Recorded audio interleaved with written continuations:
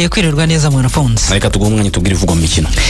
Yego nibyo reka mbere muri shampiyona y'u Rwanda amakipe akomeye muri shampiyona y'uyu mwaka ni ikipe ya Police ndetse n'ikipe ya APRC kuko ni nayo akurikiranye ku rutonde rw'agateganyo rwa shampiyona y'u Rwanda ari gutegura umunsi wa 21 wa shampiyona y'u Rwanda akazihorera hagati ya yombi. Ni umukino uzaba kuri uyu wa gatanu ku isi saa 9 muri Kigali Pele Stadium.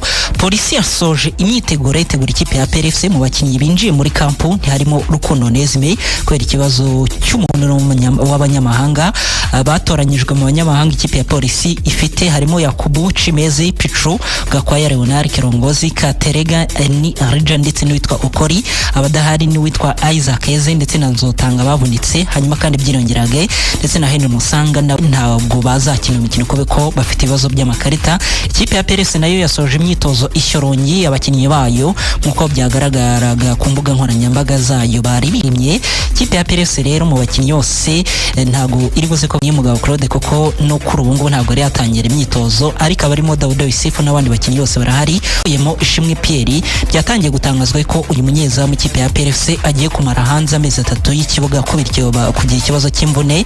Amakuru avuga yuko uyu musore rero agomba kunyuzwa muri MRI bakareba ikibazo afite. Biteganyijwe yuko ashobora kuzagaruka mu mpera z'ukwezi kwa gatanu ari nabwo shampiyona y'u Rwanda izabirimo kugana ku musozo. Ubwo ni icyuho gikomeye cyane mu izamu ry'ikipe ya PRC kuko ubwo igiye gusigarana abanyezamu babiri barimo Ruhamya Nkikwiba ndetse na Kizimana Adolphe. Bigaragara yuko ikipe ya PRC nayo iri gutsindwa imikino biturutse ku banyezamu bayo ifite. Ikindi muri Rayon Sport nabo bari bishimye cyane mu Nzove ubwo barimo batora umukinnyi w'ukwezi kwa mbere mu ikipe ya Rayon Sport.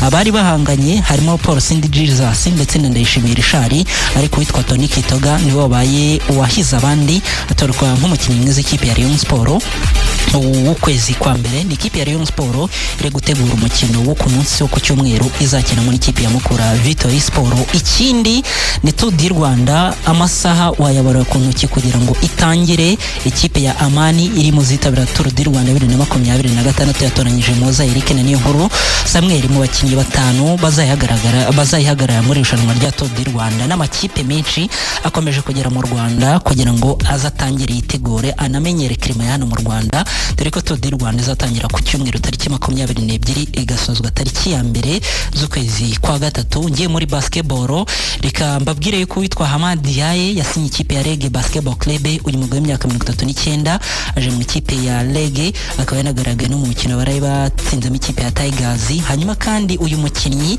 muri 2010 yari yagiye muri NBA draft aho yakinnye no mu gihugu cy'Ubufaransa ariko kandi ntago ari wenyine ikipe ya Rege Basketball Club yatangaje ahubwo n'umufaransa witwa G Shenyo akaba yaje nk'umutoza wungirije akaba agiye gufatanya n'umunyanijere witwa Ogo Adodu.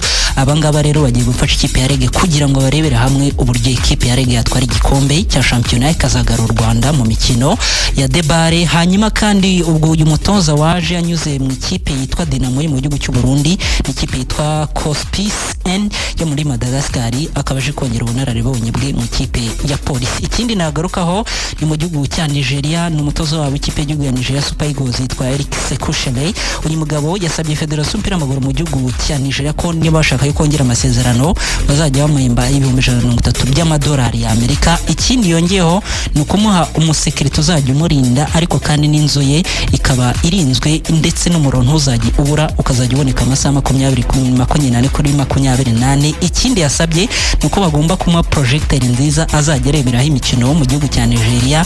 Ikindi ubwo ngubwo ni uburyo azajya ajya ku mugabane burayi kujya kurebera iyo imikino ariko Federation y'umupira w'amaguru mu gihugu cya Nigeria yamubwiye ko ari gusaba byinshi.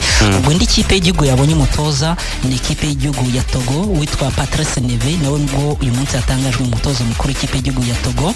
Ngana ku musozo rikansoreze mu mikino y'igikombe cy'isi cya 2029 mu maklebe.